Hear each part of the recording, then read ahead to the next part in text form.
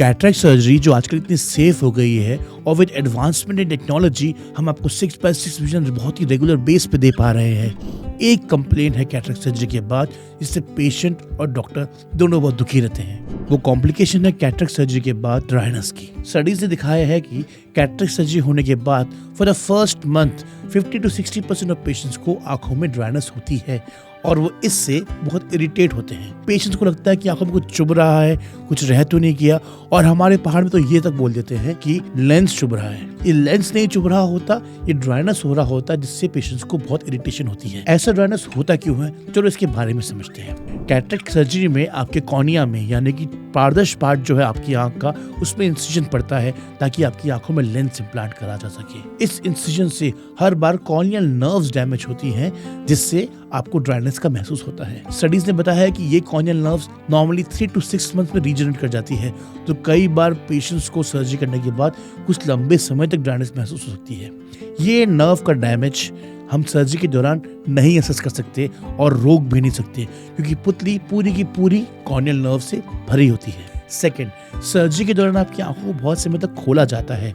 Microscope की light जो fluid surgery में यूज करते हैं और इनफैक्ट जो सर्जरी के बाद आप आई ड्रॉप भी यूज करते हैं, ये सब चीजें आंखों का ड्राइनेस को बढ़ाने का चांस रखती है। खासकर आई ड्रॉप्स जिनमें प्रिजर्वेटिव्स हो वो आपकी आंखों में ड्राइनेस बढ़ाने का चांस रखती है। थर्ड, आंखों में बड़ी अच्छी सर्जरी होने के बावजूद भी आंखों में थोड़ा बहुत गर्मी या इन्फ्लेमेशन रह जाती है जो अपने आप से ड्राइनेस को प्रमोट करती है और मीबोमियम ग्लैंड के फंक्शन को अफेक्ट करती है। चौथा, इंडिया में ड्राई आइज बहुत कॉमन है और कई बार पेशेंट को ड्राई आइज पहले से होता है जो कि कैटरेक्ट सर्जरी करने के बाद और ज्यादा बढ़ जाता है। तो अगर आपकी आंखों में पहले से ड्राई आइज है तो आप पहले उसका उपचार जरूर करा लें, वरना आगे जाके आपकी ड्राइनेस बस बढ़ेगी। किन लोगों को ये ड्राई आइज होने का चांस बढ़ता है कैटरेक्ट सर्जरी के बाद? First of all, elderly population होने का चांस काफी बढ़ता है। फीमेल पॉपुलेशन में देखा गया है कि ड्राइनेस का चांस बढ़ता है। अगर आपको पहले से कोई ड्राइनेस की डिजीज है, आपको मीबोमाइटिस है, तो आपकी सर्जरी करने के बाद ड्राइनेस का चांस काफी बढ़ता है। या अगर आप बहुत समय से प्रिजर्वेटिव से भरी हुई आई ड्रॉप्स का यूज कर रहे हैं तो आपको सर्जरी के बाद ड्राइनेस होने का चांस बढ़ता है। तो आपको सर्जरी से पहले क्या करना चाहिए कि ऑपरेशन के बाद आपको ड्राइनेस ना हो?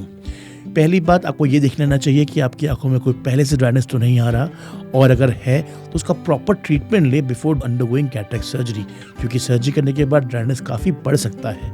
आप गर्म कपड़े से अपनी आंखों की सिकाई कर सकते हैं जिससे आपकी आंखों में मीबोमियम ग्लैंड हेल्दी रहे।